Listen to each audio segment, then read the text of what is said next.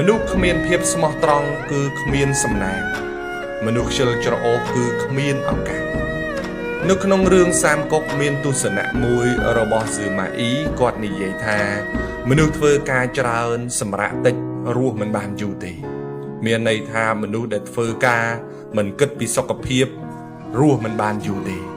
ហើយក៏មានគ្នាយើងយកទស្សនៈមួយហ្នឹងយកមកកេងបន្លំភាពខ្ជិលច្រអូសរបស់ខ្លួនដូចគ្នាមិនហ៊ានធ្វើការច្រើនទេខ្លាចហត់នឿយមិនហ៊ានធ្វើការឲ្យអស់ពីសមត្ថភាពទេខ្លាចរស់មិនបានយូរធ្វើការលំលេងចុងដៃចុងជើងខ្លាចហត់ខ្លាចនឿយខ្លាចលំបាកទស្សនៈមួយនេះគឺចង់សង្កត់ធ្ងន់ទៅលើមនុស្សដែលមិនគិតពីសុខភាពគឺរស់មិនបានយូរឡើយហើយមិនមែនមានតែថាមនុស្សខ្ជិលច្រអូសនឹងអាយុវែងនោះទេគ្រូខ្ញុំក៏ផ្ដាំថាមនុស្សមិនស្មោះត្រង់គ្មានសំណាងមនុស្សខ្ជិលច្រអូសគឺគ្មានឱកាសតែខ្ជិលមួយហើយគឺគ្មានគ្រូណាមកប្រោសបានទេខ្ញុំមិនគាំទ្រឲ្យមនុស្សយើងធ្វើការលើសកម្លាំងរហូតដល់ឈឺដេកពេកនោះទេហើយខ្ញុំរឹតតែមិនគាំទ្រឲ្យមនុស្សដែលមានកម្លាំងពេញខ្លួនហើយធ្វើការបែបខ្ជិលដែរនៅក្នុងសេដ្ឋកិច្ចដូចបច្ចុប្បន្ននេះណាមនុស្សខ្ជិលគឺគ្មានឱកាសទេ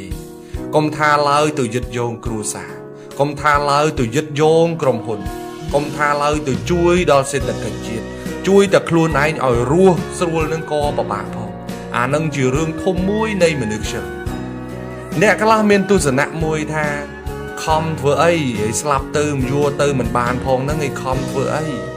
មនុស្សមានគំនិតបែបនេះគឺជាមនុស្សអាត្មានិយមបំផុត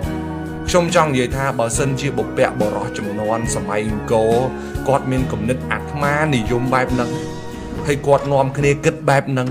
ក៏ប្រហែលជាគ្មានអង្គរវត្តឬក៏ប្រាសាទនានាជាស្នាដៃយកមកឲ្យយើងមើលដូចបច្ចុប្បន្នហ្នឹងទេមើលទៅ